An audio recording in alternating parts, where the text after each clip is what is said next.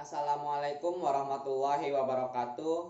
Tepangaken nami kula Viftama Priyasnomo saking kelas 12 MIPA sekawan absen 17. Teng mriki kula badhe maosaken geguritan ingkang irah-irahanipun sehat iku penting. Akeh wong padha sehat. Ora ana wong sing pengin lara. Sing lara padha pengin sehat. Sing sehat kudu jaga sing temenanan. Mula kudu jaga sekabehane.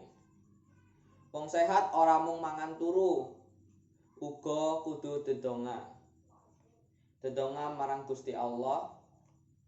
Seliyane iku uga nglakoni olahraga kanggo sehat. Sebab kesehatan iku penting. Cekap semanten geguritan saking kawula. Matur nuwun. Wassalamualaikum warahmatullahi wabarakatuh.